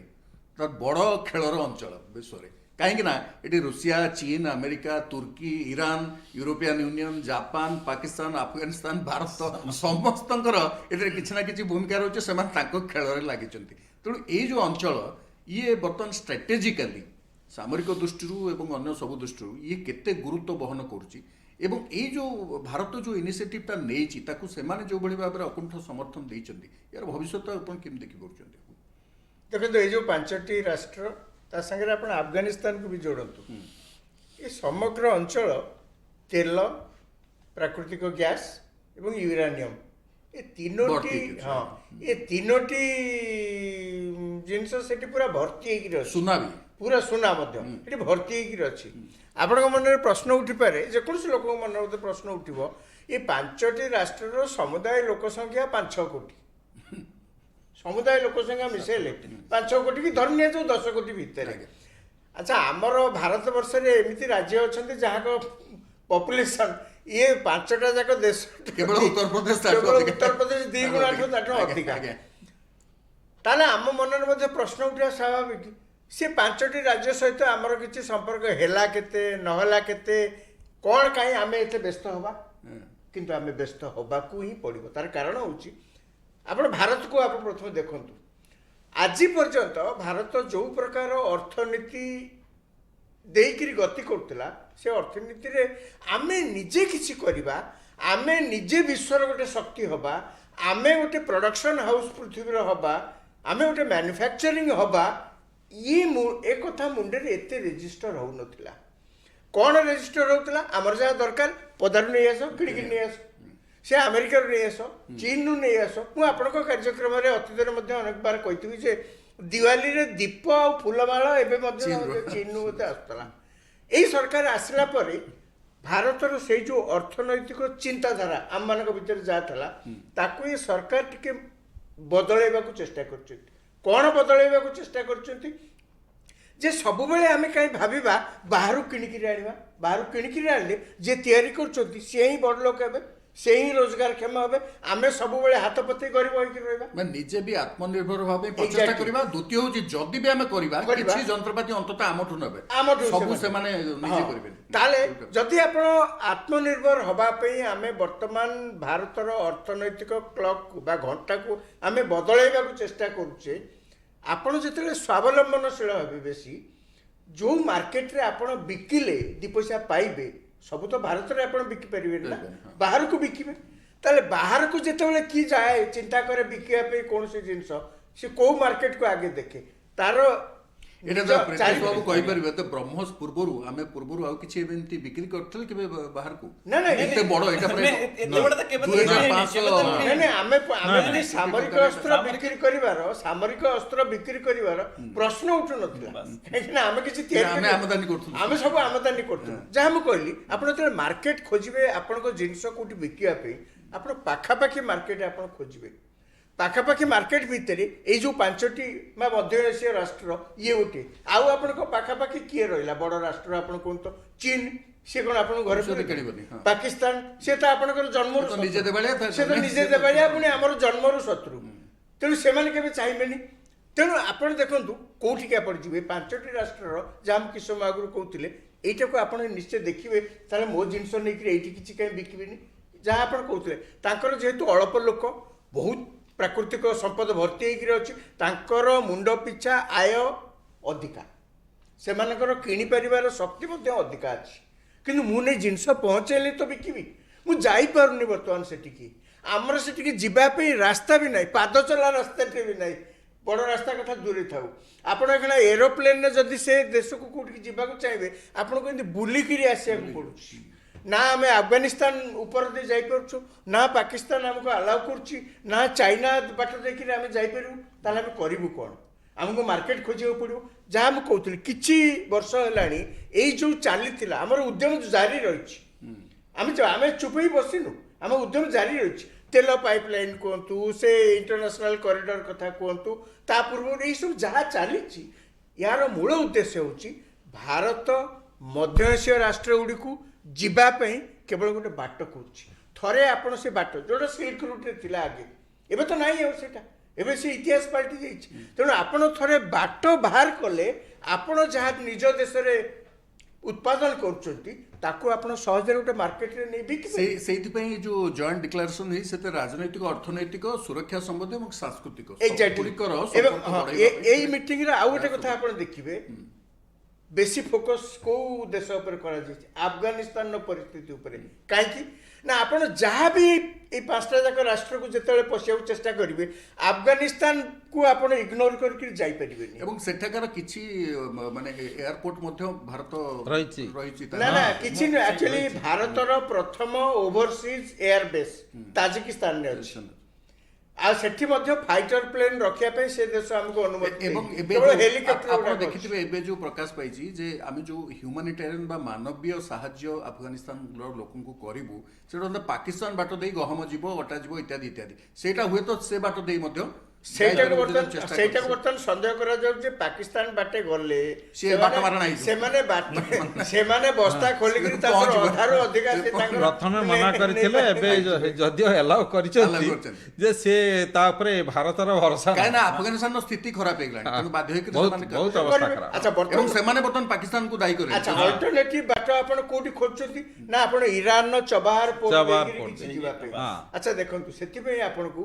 Iran ସହିତ ମଧ୍ୟ ଭଲ ସମ୍ପର୍କ ରଖିବାକୁ ପଡ଼ିବ, ନହେଲେ ସେ ଚବାହାର ପୋର୍ଟ ଆପଣଙ୍କୁ ଆଲାଉ କରିବେନି। ଚବାହାର ପୋର୍ଟରୁ ଯେତେବେଳେ ଆପଣ ଯିବେ ଆମର ତ ସେଥିପାଇଁ ଯୋଉ ଇରାନ ଭାରତ ପାଇପଲାଇନ, ତେଲ ପାଇପଲାଇନ ସେଟା ଏପର୍ଯ୍ୟନ୍ତ ସେଇଥିପାଇଁ ହେଇପାରୁନି, କାହିଁକି ନା ପାକିସ୍ତାନ ବାଟେ ଆସିବ ବୋଲି ପାକିସ୍ତାନକୁ ଭରସା ନାହିଁ। ତେଣୁ ଆପଣ ଯେତେବେଳେ ଚବାହାର ପୋର୍ଟ ବାଟେ ଯିବେ, ଧରି ନିଆଯିବ ଆପଣ ଏଇ 5ଟି ମଧ୍ୟ ଏସୀୟ ରାଷ୍ଟ୍ରକୁ ଯିବାକୁ ଚାହିଁବେ ପାକିସ୍ତାନକୁ ବାଦ ଦେଇକିରି, ଆଫଗାନିସ୍ତାନକୁ ଆପଣ ବାଦ ଦେଇକି ତ ଯାଇପାରିବେନି। ତେଣୁ ଆଫଗାନିସ୍ତାନ ସହିତ ମଧ୍ୟ ଆମର ସେଇଥିଲାଗି এই যে মিটিং হয়েছিল 5টি রাষ্ট্রে তাদের আপনারা দেখবে আফগানিস্তান ফোকসরে রখা যাইছি। সেটি আমি সন্ত্রাসবাদକୁ ବଢିବାକୁ ଦବାନି। ଦ୍ୱିତୀୟ ହେଉଛି ଆମେ ତାକୁ ଆଫଗାନିସ୍ତାନରେ ଶାନ୍ତି ପ୍ରତିଷ୍ଠା ହେଇକି ରହିଲେ, ଆଫଗାନିସ୍ତାନ ବନ୍ଧୁତ୍ୱପୂର୍ଣ୍ଣ ସମ୍ପର୍କ ରହିଲେ ଆମକୁ ସୁବିଧା। ଏବଂ ସେଠି ଯେମିତି ଗୋଟେ ରିପ୍ରେଜେଣ୍ଟେଟିଭ ପ୍ରତିନିଧି ମୂଳକ ଏବଂ ସମାବେଶୀ ଶାସନ ବ୍ୟବସ୍ଥା ରହିବ ସେ କଥା ପାଇଁ ମଧ୍ୟ ଚିନ୍ତା କରେ। ଡକ୍ଟର ସାହୁ, ଆମର 90ରେ ଯେତେବେଳେ ହେଲା এই ଘଟଣା, ଏଗୁଡ଼ିକ ସବୁ ଆମେ ଯଦି ଦେଖିବା ଆମର ସ୍ୱାଧୀନତା 30 ବର୍ଷର ସ୍ୱାଧୀନ ଦେଶ, ଏମାନେ ବେଶୀ ଦିନ ହେଇନାହିଁ। 92ରେ ପ୍ରାୟ ଏମାନେ ସମସ୍ତେ ସ୍ୱାଧୀନତା ପାଇଲେ, ଏବେ 2022। ଏବଂ ଶୀତଳ ଯୁଦ୍ଧ ପରବର୍ତ୍ତୀ ସମୟ ଭାରତର ସେତେବେଳେ କ'ଣ ହେଇଥିଲା, ଆମେ ଯେଉଁ ଆମର ଫାଇନାନ୍ସିଆଲ ଯେଉଁ ଉଦାରୀକରଣ, ଇକୋନୋମିକ ଉଦାରୀକରଣ, ଅର୍ଥନୈତିକ ଉଦାରୀକରଣ ମଧ୍ୟ ଆରମ୍ଭ ହେଇଥିଲା। ଏ ଦୁଇଟା ଯାକର ସମ୍ମିଶ୍ରଣ ଗୋଟେ ସମୟରେ ହେଇଥିଲା। ସେମାନେ ସ୍ୱାଧୀନତା ପାଇବା ଆଉ ଏଇଟା ହେବା ତାକୁ ମିଶେଇକି ଯୋଉଟା ସେ କହୁଥିଲେ ଯେ ଖଣିଜ ସମ୍ପଦରେ ଭରପୁର, ଜଳ ବିଦ୍ୟୁତ ଉତ୍ପାଦନ ୟାଙ୍କର ସମ୍ଭାବନା ବହୁତ ଅଧିକା ଏବଂ ଗ୍ୟାସ୍, ୟୁରାନିୟମ, ସୁନାର ଖଣି ମାନେ ପ୍ରକୃତି ଏମିତି ତିଆରି କରିଛି। ଯଦି ଆପଣ ମିଡିଲ ଇଷ୍ଟକୁ ଦେଖିବେ ତାଙ୍କର କିଛି ନାହିଁ ମରୁଭୂମି, କିନ୍ତୁ ତାଙ୍କୁ ତେଲର ପ୍ରାଚୁର୍ଯ୍ୟ ୟାଙ୍କୁ ସେଇଭଳି ଦେଇଛନ୍ତି। ବହୁତ ଥଣ୍ଡା ଦେଶ, ବରଫ ପଡ଼େ, କିନ୍ତୁ ଏଠି ଗ୍ୟାସ୍, ୟୁରାନିୟମ ଏବଂ ସୁନା ଖଣି ଗଚ୍ଛିତ ହେଇକି ରହିଛି। ତେଣୁ ଏଗୁଡ଼ିକ ମଧ୍ୟ ଭାରତକୁ ସାହାଯ୍ୟ କରେ। ଆମର ଯେ ୟୁରାନିୟମ ଆବଶ୍ୟକ ହେବ, ଆମର ଯାହା କାରଣ ପରମାଣୁ ଶକ୍ତି ଉପରେ ଅନେକ ଜିନିଷ ବର୍ତ୍ତମାନ ଆଧାରିତ ହେବାକୁ ଯାଉଛି। ତେଣୁ ସେଇଟା କେବଳ ଯେ ଖରାପ କାର୍ଯ୍ୟରେ ଲାଗିବ ସେ କଥା ନୁହେଁ, ଆମେ ତାକୁ ଭଲ କାର୍ଯ୍ୟ ଲେଖୁ ପରିବେଶ ଦୃଷ୍ଟିରୁ ମଧ୍ୟ। ତେଣୁ ଆମକୁ ତାଙ୍କ ଉପରେ ନିର୍ଭରଶୀଳ ହେବା ଏବଂ ସେମାନେ ଆମଠୁ ସାହାଯ୍ୟ ପାଇବା, ଦୁଇଟା ଯାକ ପାରସ୍ପରିକ ଭାବରେ ସାହାଯ୍ୟ କରିବାକୁ ଯାଉଛି। ବିଲକୁଲ ଶୁଣନ୍ତୁ, 30 ବର୍ଷ ହେଲାଣି ଆମର ସମ୍ପର୍କଟା ହୋଇଯାଇଛି ଅଲମୋଷ୍ଟ, ମାନେ 30 ବର୍ଷରୁ ଉର୍ଦ୍ଧ୍ୱ ହେଲାଣି ପ୍ରାୟତଃ। जोटा कहले जे वर्तमान आम भारतरू अनेक इन्वेस्टमेंट जाइकी एवं सेठी मध्ये होइछि एटा ने प्रथम प्रथम जदि इतिहास को देखिबे ए भलिया जे भारतरू प्रथम आउटवर्ड जोटा इन्वेस्टमेंट गला सेटा गोटे आफ्रिकन रीजन को गला जोटा कि साफ्रोजी पालेंजी ग्रुप प्रथम गला तापरे आमे कोन हमको से भली गोटे परिस्थिति बा परिवेश सृष्टि नथला जे भारतीय इन्वेस्टमेंट जाइकी सेठी इन्वेस्ट करंतु और करिके से हमर संपर्कटा को बढ़ातु वर्तमान परिस्थिति रे देखंतु हमर सेठी जे देखिबे प्रायतः इन्वेस्टमेंट उज्बेकिस्तान रे कोन कोन होई जायछि गोटे हला फार्मास्यूटिकल क्षेत्र रे ऑटो कंपोनेंट्स रे हॉस्पिटैलिटी इंडस्ट्री रे इंडिया रे सेठी इन्वेस्टमेंट ऑलरेडी अछि एवं जो थरे हमर एक्सपर्टीज अछि आ गोटे कथा इंफ्रास्ट्रक्चर डेवलपमेंट एयरपोर्ट डेवलपमेंट पई वर्तमान गोटे कंपनी कथा कहूछि जीएमआर ग्रुप जाइए सेठी मध्य से डेवलपमेंट करिया पे आरंभ करছে एजुकेशन सेक्टर कथा देखंतु प्राइवेट यूनिवर्सिटीज मध्य भारतर जोटा कि ना कहले बे आमी सरदा प्राइवेट यूनिवर्सिटी जाइए मध्य सेठी मध्य कैंपस खोलिया पे से माने मध्य एजुकेशन सेक्टर रे आरंभ कले तार अर्थ हला जे भारत वर्तमान एठी सब आडे प्रकार एक्सप्लोर करछि आ गोटे कथा जे अर्थनीतिक दृष्टि रु एई रीजन टा काहे कि इंपोर्टेंट भारत रे हमें देखिया पड़ियो जे हम रिलेशनशिप एई सब रीजन रे एशियन रीजन रे एई सेंचुरी टा हला प्रथम कथा हला एशिया एई रीजन रे कोन भारत रिलेशन अछि अन्य देश मानक सहित एसे हमर जदि द्विपाक्षिक बा बहुपाक्षिक माने वाणिज्यिक चुक्ति कथा देखिबा Bharat Indo Asian free trade agreement अछि ASEAN regional association South East Asian nation सहित इंडिया सहित बायलैटरल मालयसिया सहित अछि इंडोनेशिया सहित अछि जापान सहित अछि कोरिया सहित अछि एवं ता सहित मत बिमस्टेक भी अछि Bay of Bengal initiative for multi sectoral trade cooperation BIMSTEC सेटा मध्ये अछि ता सहित मत हमर होते SAFTA South Asian free trade agreement एगुडा अछि किंतु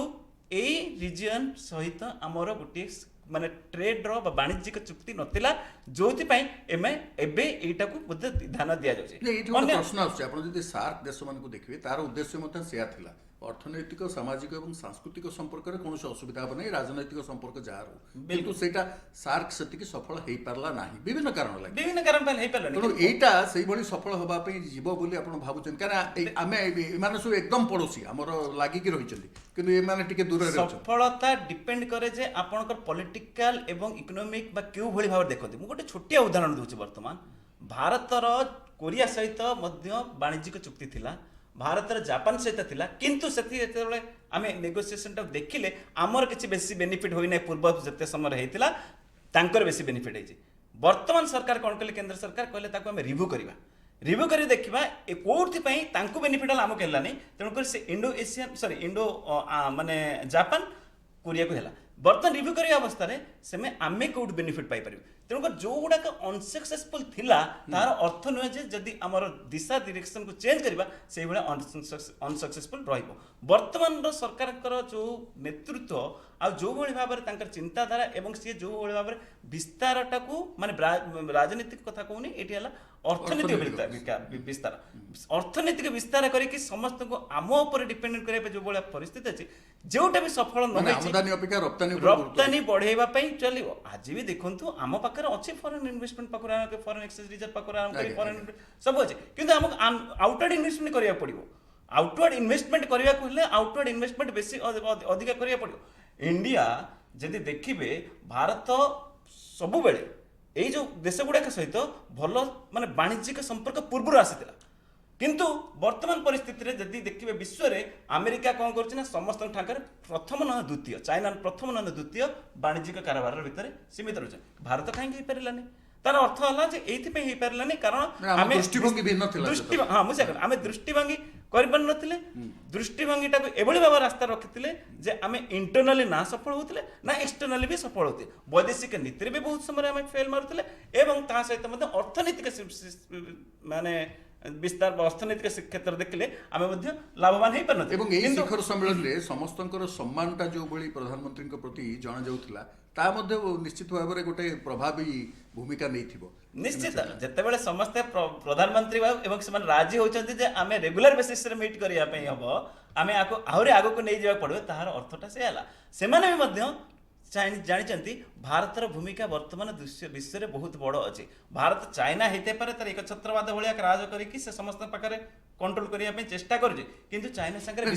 केवल भारतर पुंजी चाहती ना से भारत में आउ किछि करिया पे देखंतु କଥା ହେଲା ଯେ ପୁଞ୍ଜି ସେମାନେ ନିବେଶ କରିବା ପାଇଁ ଆମେ ଯଦି ପ୍ରକୃତ ଦେଖିବା ଯେ ତାଙ୍କ ପାଖରେ ଏତେ ବଡ଼ ବଡ଼ ଇନଭେଷ୍ଟର ନାହାନ୍ତି, ସେମାନେ ଭାରତରେ ସେମାନେ ପୁଞ୍ଜି ନିବେଶ କରିବେ। ଆମେ ପୁଞ୍ଜି ନିବେଶ କରିବାଟା କେବଳ ନୁହେଁ ଯେ ଆମେ ପୁଞ୍ଜି ନିବେଶ କରୁଛୁ ମାନେ ଆମର ଅର୍ଥନୈତିକ ହିସାବରେ ଆମର କିଛି ବାହାରକୁ ଯାଉଛି, ଆମର ଭିତରକୁ ଆସୁଛି।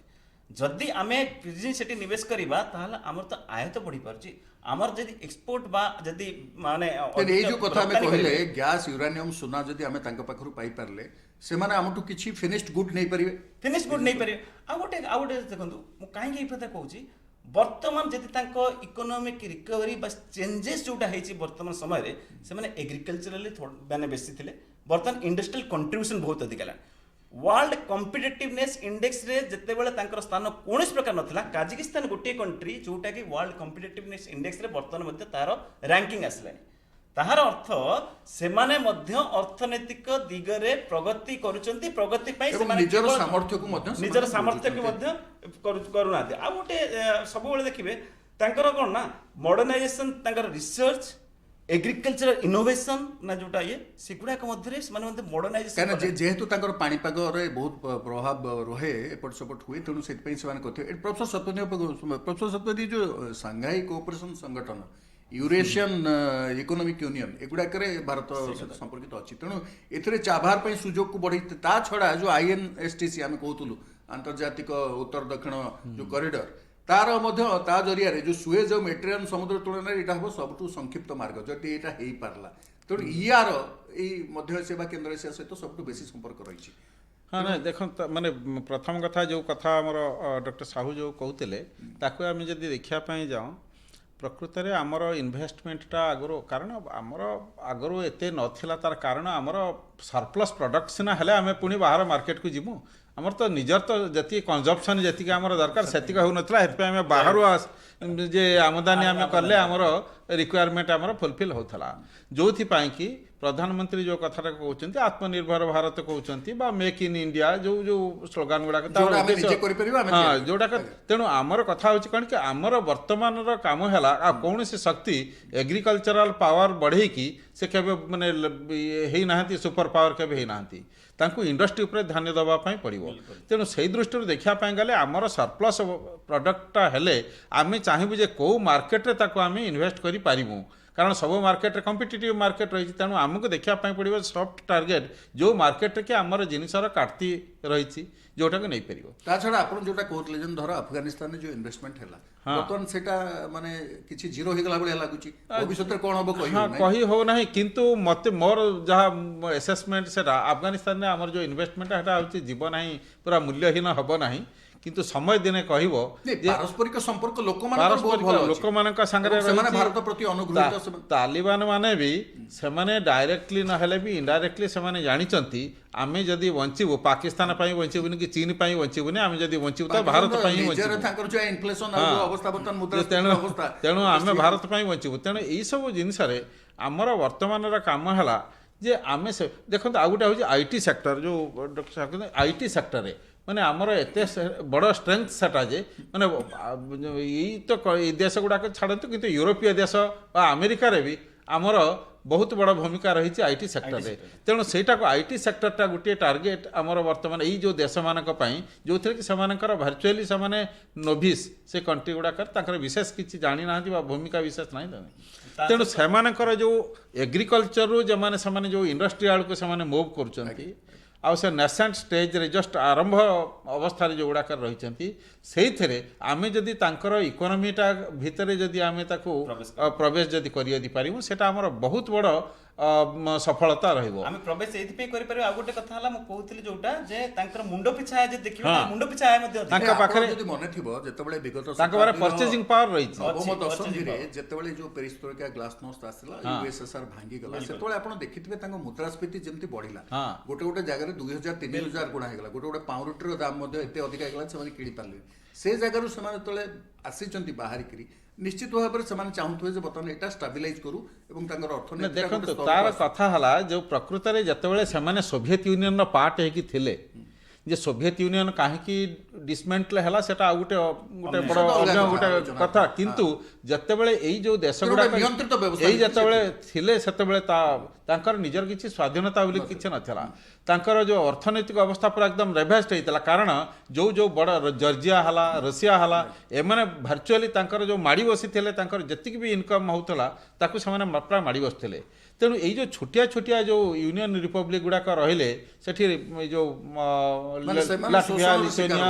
ଏଗୁଡ଼ାକ ଏମାନେ ବି ପୁରା ଶୋଷିତ ହେଉଥିଲେ ସେମାନଙ୍କ ଦ୍ୱାରା। ତେଣୁ ଏମାନେ ଯେତେବେଳେ ପଳେଇ ଆସିଲେ, ଆସି ସାରିଲା ପରେ ଆଙ୍କ ପାଖରେ ଗୋଟେ ବଡ଼ ସମସ୍ୟା ହେଲା, ଆମେ ଯେଉଁ ଆମର ଅର୍ଥନୀତିଟାକୁ କେମିତି ସୁଧାରିବୁ। ପ୍ରଥମେ ଚେଷ୍ଟା କଲେ ସେ ଯେଉଁ କୃଷି କ୍ଷେତ୍ରରେ, ସେଥିରେ ଦେଖିଲେ ଯେ ହଁ ଅଗ୍ରଗତି ହେଲା ସତ। ଏଗୁଡ଼ିକ ସମସ୍ତେ କ'ଣ ଗଣତାନ୍ତ୍ରିକ ରାଷ୍ଟ୍ର? ଏବେ ବର୍ତ୍ତମାନ ସମସ୍ତେ ଗଣତାନ୍ତ୍ରିକ ରାଷ୍ଟ୍ର, କିନ୍ତୁ ସେଇଟା ଯେଉଁ ଅବସ୍ଥାରେ ସେଇଟା, କାରଣ ଋଷିଆ କେବେ, ସୋଭିଏତ ୟୁନିୟନ କେବେ ଗଣତନ୍ତ୍ର, ଋଷିଆ ଆଉ ତାର ଇତିହାସ ନାହିଁ ଯେ ସେମାନେ ଗଣତନ୍ତ୍ରରେ କେବେ ନଥିଲା ଏଠି। ସେ ଏବେ ବି ନାହିଁ, ସେତେବେଳେ ବି ନଥିଲା। ଲୋକ ସମସ୍ତେ କୁହନ୍ତି ହଁ ପୁତିନ ପ୍ରେସିଡେଣ୍ଟ ହେଇଛନ୍ତି, ଲାଇଫ ଟାଇମ୍ ପ୍ରେସିଡେଣ୍ଟ ଚୀନ ଭଳି। ଯେ ତେଣୁ ସେଥିପାଇଁ ସେଠି ଗଣତନ୍ତ୍ରରେ ସେମାନେ, ତେଣୁ ଏଇ ଦେଶ ଗୁଡ଼ାକ ଏମାନେ ଗଣତନ୍ତ୍ରର ସ୍ୱାଦ ଆଗରୁ ଚାଖିଥିଲେ। ତାଙ୍କୁ ସୋଭିଏତ ୟୁନିୟନ ଯେତେ ହେଲା ପରେ ତାଙ୍କୁ ଧୀରେ ଧୀରେ ଅକ୍ତିଆର କରାହେଇଛି ସେ ବିଭିନ୍ନ ଐତିହାସିକ ପ୍ରସଙ୍ଗରୁ, ସେ ତ ଅଲଗା କଥା। କିନ୍ତୁ ସେମାନେ ଗଣତନ୍ତ୍ର କ'ଣ ଜାଣିଥିଲେ? ଆଉ ଏବେ ଯେତେବେଳେ ସେମାନେ ଗଣତାନ୍ତ୍ରିକ ଅବସ୍ଥାକୁ ଫେରି ଆସିଛନ୍ତି, ତେଣୁ ବର୍ତ୍ତମାନ ଭାରତର ଆଉ ଗୋଟିଏ କଥା ଯେ ଏକ୍ସପୋର୍ଟ ଅଫ୍ ଡେମୋକ୍ରେସି ବୋଲିକି ଯେଉଁ କୁହାଯାଉଛି, ଆମର ବର୍ତ୍ତମାନ ବହୁତ ବଡ଼ ଭୂମିକା ହେଲା ଏଇ ଯେଉଁ ଛୋଟିଆ ଦେଶମାନଙ୍କରେ ଆମେ କେମିତି ଗଣତାନ୍ତ୍ରିକ ପରମ୍ପରାଟାକୁ ସେ ଦେଶମାନଙ୍କରେ ସୁଦୃଢ଼ କରିବା। ସେଇଟା ଗୋଟେ ଭାରତର ଗୋଟେ ବହୁତ ବଡ଼ ଦାୟିତ୍ୱ। ଏଇଠି ରାଜାରାମ ବାବୁ କହିବେ, ଏବେ ନିକଟରେ ଯେଉଁ ଜଣେ ମାନେ ବଡ଼ ସାମ୍ବିଧାନିକ ପଦବୀ ଗ୍ରହଣ କରିଥିବା ବ୍ୟକ୍ତି ଗୋଟିଏ ମାନେ ISI ପ୍ରାୟୋଜିତ କାର୍ଯ୍ୟକ୍ରମରେ ଯୋଗ ଦେଇ ଭାରତକୁ ଯେଉଁଭଳି ଭାବରେ ଭାରତର ଗଣତନ୍ତ୍ର ବିଷୟରେ କହିଛନ୍ତି, ଅତ୍ୟନ୍ତ ନିନ୍ଦନୀୟ କଥା, ଯାହାକୁ ଆଜି ମଧ୍ୟ ମିନିଷ୍ଟ୍ରି ଅଫ୍ ଏକ୍ସଟର୍ନାଲ ଆଫେୟାର୍ସ ବା ବୈଦେଶିକ ବ୍ୟାପାର ମନ୍ତ୍ରଣାଳୟ ତାକୁ ବହୁତ ନିନ୍ଦା କରିଛି ଏବଂ କହିଛି ଯେ ଭାରତରେ ଗୋଟେ ଜୀବନ୍ତ ଗଣତନ୍ତ୍ର ରହିଛି। ତେଣୁ ଆମେରିକା ମଧ୍ୟ ଏବେ ନେତୃତ୍ୱ ନେଇଥିଲା ଗଣତାନ୍ତ୍ରିକ ଦେଶଗୁଡ଼ିକୁ ସୁଦୃଢ଼ କରିବା ଓ ତା ଭିତରେ ଗଣତନ୍ତ୍ର ଭିତ୍ତିଭୂମିକୁ ଆହୁରି ସୁଦୃଢ଼ କରିବା ପାଇଁ। ତେଣୁ ଆମେ ସାମରିକ ଓ ଅନ୍ୟାନ୍ୟ ସହଯୋଗ ପୂର୍ବରୁ ଆମେ ପର୍ଯ୍ୟଟନ କ୍ଷେତ୍ରରେ, ବ୍ୟକ୍ତିଗତ ଆଦାନ ପ୍ରଦାନ କ୍ଷେତ୍ରରେ, ସାମାଜିକ ସମ୍ପର୍କ ବଢ଼େଇବାରେ, ଏଇ ଯେଉଁ ବୁଦ୍ଧ ସର୍କିଟ୍ ହେଲା ବା ଅନ୍ୟ ଯାହା ହେଲା, ଏସବୁ କ୍ଷେତ୍ରରେ ତ ଅନ୍ତତଃ ସମ୍ପର୍କକୁ ଯଦି ବଢ଼େଇ ପାରିବା, ତାହେଲେ ଗୋଟେ ଭଲ ଆତ୍ମିକ ସମ୍ପର୍କ ଗଢ଼ିପାରିବ ଏଇ ଦେଶଗୁଡ଼ିକ ସହିତ। ଆପଣ ଯାହା କହୁଛନ୍ତି ଠିକ୍ କଥା। ଭାରତର ସଂସ୍କୃତି ଯାହା, ଭାରତର ଧର୍ମ ଯାହା, ଭାରତୀୟମାନଙ୍କର ସ୍ୱଭାବ ଯାହା, ଇଏ ବର୍ଷେ ନୁହେଁ, 2 ବର୍ଷ ନୁହେଁ, ଶହ ବର୍ଷର ଇତିହାସକୁ ଯଦି ଆପଣ ଦେଖିବେ, ସାରା ପୃଥିବୀର ଲୋକ ମଧ୍ୟ ଏ କଥା ଜାଣିଛନ୍ତି ଯେ ଇଏ ଗୋଟିଏ ରାଷ୍ଟ୍ର, ଯେଉଁ ରାଷ୍ଟ୍ର କେବେ ଅନ୍ୟ କାହାକୁ କରଗତ କରିବା ପାଇଁ ତା ଜୀବନଠାରୁ ଚେଷ୍ଟା କରେ। ଭାରତ ଏଭଳି ଏକ ରାଷ୍ଟ୍ର, ତା ଜୀବନରେ କାହାରିକି ଆକ୍ରମଣ କରିନି, ଆମେ କାହାରିକି କେବେ ଆଟାକ୍ କରିନୁ, ଆମ ଉପରେ ସମସ୍ତେ ଅତ୍ୟାଚାର କରିବାକୁ ଆସିଛନ୍ତି। ଏକଥା ଆମେ ହୁଏତ ଆଜିକା ଦିନରେ ଆମଠୁ ଚୀନ ଆଗରେ ଥାଇପାରେ ମ୍ୟାନୁଫ୍ୟାକ୍ଚରିଂ ହବ୍ ଭାବରେ, ଏବଂ ଚୀନ ମଧ୍ୟ ଏଇ ମଧ୍ୟ ଏସିଆ ଅଞ୍ଚଳ, ସାରା ପୃଥିବୀର ବିଭିନ୍ନ ଦେଶରେ ମଧ୍ୟ ଗୁଡ଼ାଏ ଟଙ୍କା ସେଠି ବିନିଯୋଗ କରୁଛି ତାଙ୍କୁ ସବୁ ନିଜ କରମଠାରେ ରଖିବା ପାଇଁ, ଯେଉଁ ରୋଡ଼ ଆଣ୍ଡ ବେଲ୍ଟ ଯେଉଁ ପ୍ରୋଜେକ୍ଟ ଆପଣ କହୁଛନ୍ତି। ଏବଂ ଏଇ 5ଟି ଦେଶରେ ଆମ ତୁଳନାରେ ଚୀନ ବହୁତ ଆଗରେ ଅଛି ଟଙ୍କା ସେଠି ଇନଭେଷ୍ଟ କରିବାରେ। ଆମର ବୋଧେ $3 ବିଲିୟନ ଖଣ୍ଡେ ଖୁବ ହେବ, ଚୀନ ତା ତୁଳନାରେ ଦେଖିବାକୁ ଗଲେ $40 ବିଲିୟନ। ଖାଲି ସେତିକି ନୁହେଁ, ଚୀନ ମଧ୍ୟ ସେଇ ଜାଗାରେ ଯେତେବେଳେ ଆଫଗାନିସ୍ତାନ, ଏବେ ତ ତାଲିବାନ କବଳକୁ ଆସିଲା, ତା ପୂର୍ବରୁ ଆମେରିକା ଯେତେବେଳେ ଦଖଲ ଥିଲା ସେ ଯେଉଁ 8-10 ବର୍ଷ ଆପଣ ଦେଖିବେ, ସେତେବେଳେ ଚୀନ ମଧ୍ୟ ସେଠି ସାମରିକ ଘାଟି ଗୋଟା ଗୁପ୍ତରେ କରି ତାକୁ ସେମାନେ ସବୁ ଆଲାଉ କରିଥିଲେ, ସେଠି କରି ସେମାନେ ସବୁ ନିରୀକ୍ଷଣ କରୁଥିଲେ କ'ଣ ସେଠି ମୁଭମେଣ୍ଟ ହେଉଛି, କ'ଣ ହେଉଛି କ'ଣ ନାହିଁ, ଚୀନ ମଧ୍ୟ। ତେଣୁ ଚୀନର ପ୍ରଭାବ ସେଠି ଧୀରେ ଧୀରେ ବଢ଼ିବାରେ ଲାଗିଛି। ଆମର 2ଟି ପ୍ରୋବ୍ଲେମ୍। ପ୍ରଥମ ପ୍ରୋବ୍ଲେମ୍ ତ ଯାହା ମୁଁ ଆପଣଙ୍କୁ ବିସ୍ତୃତ ଭାବରେ କହିଥିଲି ଯେ ଆମେ ଗୋଟେ ସେ ଜାଗାକୁ ପଶି ପାରୁନୁ, ଆମକୁ ଗୋଟେ ବାଟ ଦରକାର ସେଠି ପଶିବା ପାଇଁ। ଦ୍ୱିତୀୟ କଥା ହେଲା, ଏକଥା ସତ, ଏପରିକି ଆଫଗାନିସ୍ତାନର ସାଧାରଣ ଲୋକମାନେ ମଧ୍ୟ, ସେମାନେ ମଧ୍ୟ ଅନୁଭବ କରୁଛନ୍ତି ଯେ ଆମର ଦୁର୍ଦିନ ସମୟରେ ଯେଉଁ ଗୋଟିଏ ଦେଶ ଆମ ମୁହଁରେ ଆହାର ଦେଇଥିଲା, ଯେଉଁ ଗୋଟିଏ ଦେଶ ଭିତ୍ତିଭୂମି ନିର୍ମାଣ କରିଥିଲା, ଯେଉଁ ଗୋଟିଏ ଦେଶ ଆମର ପାର୍ଲାମେଣ୍ଟକୁ ତିଆରି କରିଥିଲା, ଯେଉଁ ଗୋଟିଏ ଦେଶ ଆମର ଏଠି ଟିଚର ପଠେଇ ଆମ ସ୍କୁଲରେ ମାଷ୍ଟର ଜଳସେଚନ ଦେଇଥିଲା, ସିଏ ହେଉଛି ଆଉ କେହି ନୁହେଁ ଭାରତ। କେଉଁ ପାକିସ୍ତାନ ଆମ ପିଠିରେ ପଡ଼ିନଥିଲା ବା କେଉଁ ଆମେରିକା କି ଋଷିଆ ଆମ ପିଠିରେ ପଡ଼ିନଥିଲା। ତେଣୁ ଆମର ସେଇ ଦୃଷ୍ଟିରୁ ସାରା ପୃଥିବୀରେ ଆମର ପ୍ରଭାବ ବା ପତିଆରା ଯଥେଷ୍ଟ ଆଗରେ। କିନ୍ତୁ ଆପଣ ଏତିକିକୁ ପାଥେୟ କରିକି ଆପଣ ଆଗେଇ ପାରିବେନି, ଗୋଟେ ଦେଶ କେବେ ଆଗେଇ ପାରିବେ। ଏବଂ ତାଲିବାନ ବି ଏପର୍ଯ୍ୟନ୍ତ ଭାରତ ବିରୋଧୀ କୌଣସି ମନ୍ତବ୍ୟ ଦେଇନାହାନ୍ତି ନା, କିନ୍ତୁ ମୁଁ ଯାହା କହିଲି, ଇ ସବୁ ସତ୍ତ୍ୱେ ଯେମିତି କୃଷି ଅର୍ଥନୀତି ଆପଣଙ୍କ ଦେଶକୁ ଆଗେଇବାକୁ ଗୋଟେ ତାର ସୀମା ଅଛି, बेसी बाट आगे पारिबनी जदि आपण देश को अर्थनैतिक क्षेत्र में प्रगति हासिल करने को हम देश को शक्तिशाली मजबूत करने को हम ताहले कल कारखाना बा सही सब अंचल आपण वाणिज्यिक कारोबार को हाँ वाणिज्य सेमती आपणकर संस्कृति जेते उन्नत होता ना कहीं आपणकर इतिहास जिते समृद्ध होता ना कहीं भारतर धर्म एवं लोकंकर चालचलन जिते अन्य को पर्यटन कथा हम कहीं पर्यटन को गोटे बर्तमान शिल्प बोली कह ना ना कथा होची आपण पर्यटन केतबे से अंचल लोक मध्ये एठी आसी दरकार आपण मध्ये से एरिया को जाई परथु दरकार हमर तो बाटो ना ए जो सब कमिटी सब हेची वे तो यहाँ पर हेई पारे जे आपनकर फ्लेक्सिबिलिटी रहइबो वीसा दबारे पासपोर्ट सेहि लगी मु कहली भारत एई सब देश सहित उन्नत संपर्कर उन्नति करबा सहित गोटे बाट खोजुची जोटी हमर मार्केट मध्ये सेठी बढ़ी परिबो जोटी हमर मार्केट मध्ये बढ़ी परिबो काहे ना अल्टीमेटली आपण देखिबे आपण जिते संस्कृति संपन्न बोली निजो को ना हमें जो कहू पीपल टू पीपल कनेक्शन ता न रहिले बस आपण खाली जदी सामरिक सहयोग करबा किंतु आपण सेतिकी आपण आजिकल जुग रे आपण देखो समस्त पाकिस्तान नहती जे ना ना एठी आसी की काम करिवे एठू टंका नेबे तापर भारत विरोध किंतु आपण को गोटिए कथा स्वीकार करिया पड़िबो जे आपण जेते भावावेग संपन्न कथा कहंतु ना काहे निजे इमोशनल हेकरी आमर संस्कृति एते बहुत कहले आपण जे पर्यंत अर्थनैतिक क्षेत्र रे मजबूत न होइछे स्वावलंबनशील न होइछंती आपण को केही केबे मुह टेकिकिरी मध्ये पचारिबे नाही भारत सेति लागि मु किस भाव कहउतली आमे वर्तमान चेष्टा करछु आत्मनिर्भरशील होइकरी आमे गोटे सारा पृथ्वीर एते बड़ देश आमे हमर अर्थनीति को आउरी मजबूत करिवो माने निजर चाहिदा पूर्ण करी मध्ये एग्जैक्टली आमे करबा जोटा आमे कोविड बेले देखिलु आमे तेनो आमे जदी आजिका दिन में चेष्टा करूँ आउ 5 वर्ष आप देखिए भारतर अवस्था या नथिबो आमे बहुत आगु को जाइतु जहाँ जहाँ मूलदुआ वर्तमान सब स्थापन करा जाउछि मुझे खाली गोटे कथा कही रखे जे कूटनैतिक संपर्क हो आंतर्जातिक संपर्क हो ये एमती क्विक फिक्स सॉल्यूशन ये आज आप स्विच टीवी देले काली सकाळ आपन संपर्क भल हो एक कथा नुहे आत्मनिर्भरशील मध्य सेया आत्मनिर्भरशील आपण एमती आज प्रधानमंत्री कहीदेले बोली काली सकाळे आमे हेइ आत्मनिर्भर यह संभव नुहे आज जदि आपण मंजी पकईथिबे से मंजी गजा हेई गछ हेई से थरे फल पड़ला बेलू से 15-20 जो रोड मैप कथा कहू जो रोड मैप कथा कहूची सेहि लागि आपण देखिबे ए जो 5टी से जो शिखर सम्मेलन हेइतला ताधरे प्रधानमंत्री कौन गुरुत्व आरोप कर प्रधानमंत्री गुरुत्व आरोप कर आमे आगे परस्पर सबु वर्ष भेटिबा 2 वर्ष प्रति 2 वर्ष रे सब शिखर सम्मेलन हम एक विश्वास को बढ़ेबा द्वितीय कथा कौन कहते जे आमे सेक्रेटरी सचिव स्तरीय मीटिंग सब वर्ष हम तापर हेले कौन हम ना आपण आगे 5 लोक एकाठी बसंतु ना आमर कौन असुविधा बर्तमान होती आम अनेक समय आधुनिक जीवन प्रणाली रे कौन आम कहू जे आपणकर मोहर तो मुह चाह चाहे ना आम सीना पाखापाखि बसिले 5 कथा हेले तापरे आपण कहबे एटा भलो मु कहबी सेटा भलो तापरे गोटे निर्यास बाहरिबो आपण आपणको घरे मु मो घरे सेहि लागि प्रधानमंत्री जो इंटीग्रेटेड अप्रोच कथा एग्जैक्टली एई शिखर सम्मेलन रु बहुत किछि संगे संगे मिल जिवो एक आशा करिया भूल प्रधानमंत्री भल स्वागत एग्जैक्टली ये प्रधानमंत्री गोटे मूलदुआ पकईछथि जहाँ अतीत एते जोर रे केबे नथला निजे आसले 2014 क्षमता को 2015 रे सब देश गुडा से बुलिले सेतबे आमे सब थटा एवं एटा हेई पारे डॉक्टर साहू जो 10 मिनिट रे मु 10 सेकंड रे सब आज्ञा आपनकर मंत्री आमे समस्त सेठी समालोचना करले मोदी आसिक खाली देश सारा बुलिया भारत रो ना खाली चारियाडे बुलिबार कारण होची एटा बुलिबार कारण संपर्क आपण जेतेबेले बढाइबे तार फल दिने ना दिने मिलिबो नहीं डॉक्टर साहू जेमती माने यूएसएसआर गला पर एसी देश गुड़िक जमती आर्थिक अवस्था है समस्त गोटे गोटे छाड़देले जी आउ नुह और ये जो शीतल युद्ध पर बर्तमान कौन यूक्रेन अवस्था को देखा पुणी शीतल युद्धर समय आसिक से नाटो कथा वर्ष कथा पुणी उठला तेणु बर्तमान से यही गोटे परिस्थिति एगुड़िक प्रति दृष्टि दबार अर्थ होने विश्व राजनीति में गुरुत्वपूर्ण भूमिका नेबे विश्व राजनीति विश्व अर्थनीति में गुरुत्वपूर्ण भूमिका कहीं गोटे कथा देख जिते गोटे कंट्री पूरा डेभलप स्टेज न था मझी माने टिके अंडर डेभलप स्टेज थाए मैक्सिमम जोटा प्रथम आपण कहले ना किछि ना किछि नेचुरल रिसोर्स तांके पार अछि आपण अफ्रीका देखंतु सब चाइना जाई कि सेठी नेचुरल रिसोर्स एक्सट्रैक्शन ने व्यस्त रह गेला इंडिया जाई कि मधे रिसर्च कला प्रत्येक ए जो रीजन टा जति डेभलप नथिला ता भीतर मते नेचुरल रिसोर्स रो बहुत भरपूर संपद अछि जोटा कि ए करि परिबो ନେଇପାରିବ ବା ଆମେ ଯାଇକି ସେଠି ସାହାଯ୍ୟ କରିପାରିବା। ତୃତୀୟ କଥା ଯୋଉଟା କହୁଥିଲେ ନା, ଆମେ ଲୋକ ସମ୍ପର୍କ ଦରକାର, ଲୋକ ସମ୍ପର୍କ ଯିବା